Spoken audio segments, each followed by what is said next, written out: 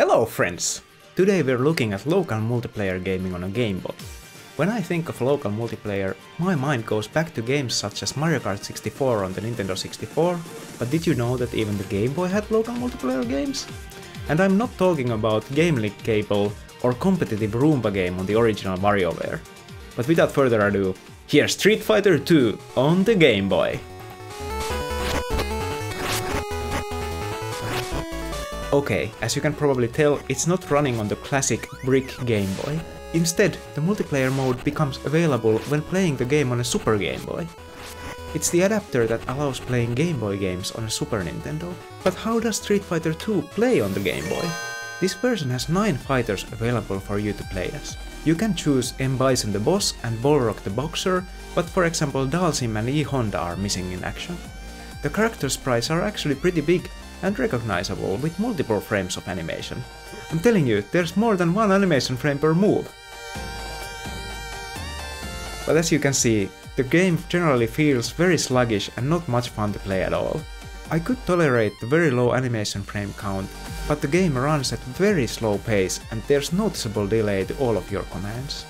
The Super Game Boy has the ability to apply different palettes to games, but for some reason the Street Fighter 2 always has this brownish color scheme that is very close to the Super Game Boy default. At least the borders change to reflect the current states, which I guess is pretty cool. Street Fighter famously is a 6-button game, but the Game Boy only has 2 buttons. This was resolved by doing the light, medium and heavy attacks depending on how long you hold the button. In practice, that makes the game feel very unresponsive. I also couldn't figure out if the game has normal throws at all, or does it only have the famous special throws. But if there's one redeeming quality to this game, it is the music. The Game Boy is a serious chiptune machine, and the Guile theme goes as hard as ever.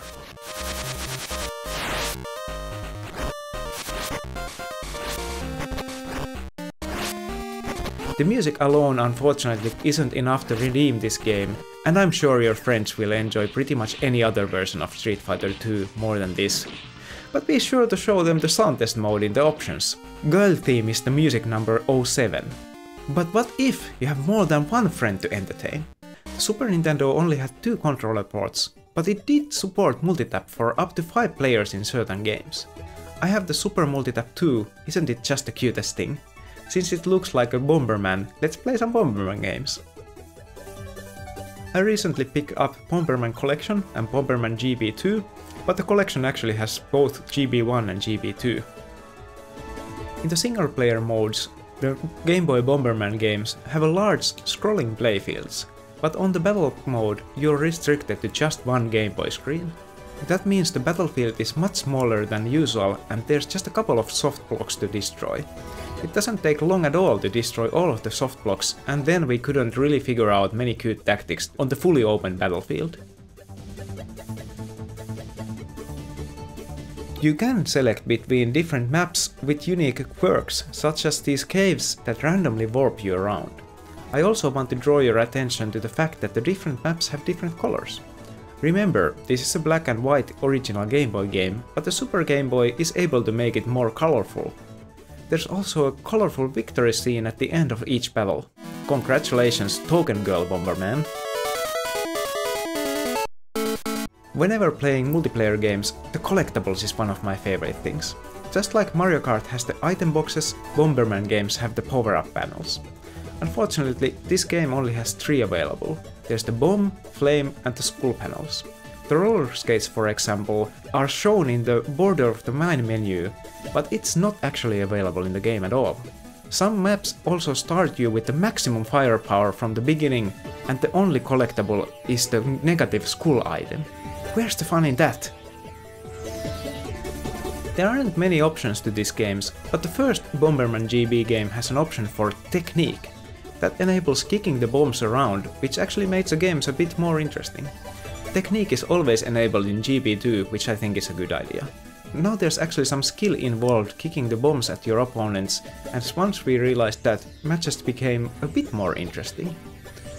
There's not that much difference between the 2 games except for the maps, but the GB2 supports computer players in the battle mode. You are actually able to enjoy the the battle mode just by yourself against the AI, but for some reason it's still only available when playing on a Super Game Boy. I guess no on-the-go battle mode for you. Well, that's not actually a big loss. The computer player is about as smart as an average rock, and you're much better off playing the story mode on the go. Just like Street Fighter 2 previously, the Super Game Boy battle mode here is a cool and unexpected curio, but trust me, your friends will have much more fun playing the actual Super Nintendo Bomberman games. Bomberman GB doesn't even have particularly good music, and the Super Nintendo Bombermans are some of the best in the series. Okay, on to the next game. How about some Puyo Puyo? If you're not familiar, Puyo Puyo is a color-matching falling block puzzle game, not too far from Tetris for example. Game Boy is great for Tetris, but hilariously poor platform for color-matching games like Puyo Puyo. It only has the shades of green or grey, so they really tried to compensate with different shaped Puyos. But I must say it's almost unplayable on a real Game Boy, at least for me. At an unexpected turn, the Super Game Boy reveals an actually pretty good version of Puyo Puyo hiding in this game pack. The resolution is still a bit low, but the Puyos now have clearly different colors. Multiplayer mode also becomes available. It's not really anything special, but now that's a good thing. The playfield is full size, the game feels relatively responsive, and best of all, you can play competitively against your friends. We had a good time with just the Super Game Boy version, but then we launched the SNES version to compare, and of course it's much better looking, but also quite a lot faster and more responsive. So, would I choose this version over the real Super Nintendo version? Not really. But if all you had was the Game Boy version, I would be quite happy to play a few matches. And I guess that's the point. Kids back in the days didn't have all of the games, and if the Game Boy game came with a multiplayer mode on the Super Game Boy, it might actually feel like a better deal than the console version.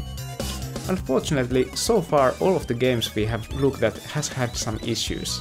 Street Fighter 2 is generally bad any way you play it, while the single player mode of Bomberman GB is a lot of fun, the Game Boy just has too small resolution for the battle mode. And Puyo Puyo is pretty much unplayable on the Game Boy screen, so you practically must play it on a Super Game Boy. At that point you should just get the SNES version instead.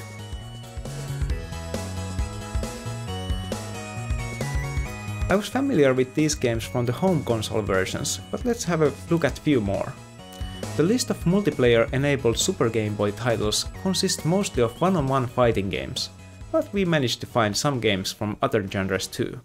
How about some Neketsu Beach Volley da yo, Kunio-kun? As the name suggests, this is a beach volleyball game in the Kunio-kun series. First of all, I really like the graphics. The characters are very expressive in all of their 4-color glory, and there are 8 teams to choose from. The game is always played on a 2-on-2 mode, but unfortunately the game only supports 2 players. The second player is controlled by the computer, which is a bit of a bummer.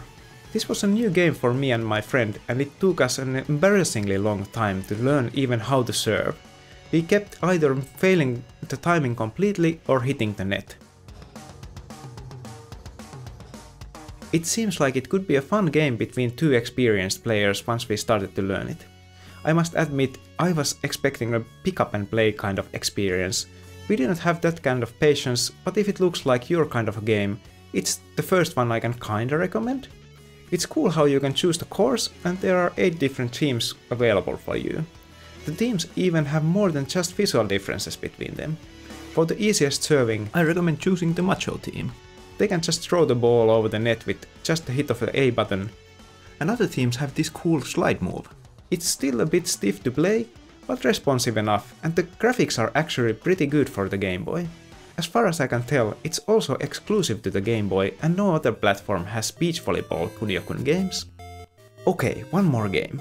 This one's called Super Chinese Land 3. It looks pretty interesting. It's an RPG with full real-time co-op. Unfortunately, the game is only available in Japanese and I couldn't immediately find a fun translation, but we still wanted to check how such an ambitious game fares on the Game Boy. The Super Chinese series is known for offering an option for action and turn-based combat, and of course we went for action. After a short introduction movie, you're dropped into the game, and yes, this looks like a proper JRPG with 2 playable characters. The camera seems to follow player 1, but the second player is free to move around the world and interact with objects. But on with the game. We didn't waste our time in the starting town and headed straight to the world map to get into some trouble. On the world map you will get into random encounters just like Final Fantasy games, but in this game they are fought in a side-scrolling brawler style, at least in the action mode. I must warn you, this game seems to have quite aggressive friendly fire. My friend killed my character in our very first fight, and I left them so bruised we got a game over in the second fight. Both of us lasted for a few more fights on our second try, but maybe we should have prepared our characters in the starting town. Just like the previous Kunio-kun game, this one feels like a promising title. Unfortunately, we don't read enough Japanese to really get into the game, but it looks quite nice and plays smoothly enough for a Game Boy game. But once again, there are games from the Super Chinese series for the Super Nintendo, and they are most likely more fun experiences. Some of them have been officially translated to English, and there are some fan translations available too. And with that kind of endorsement, I'm sure you want to try out some of these games with your friends. If you don't have an actual Super Game Boy or the games available, there are other ways to play. For example, if you have an FX Pack Pro, it recently gained support for Super Game Boy. You just need to dig out the game ROMs and the ROM of the Super Game Boy itself.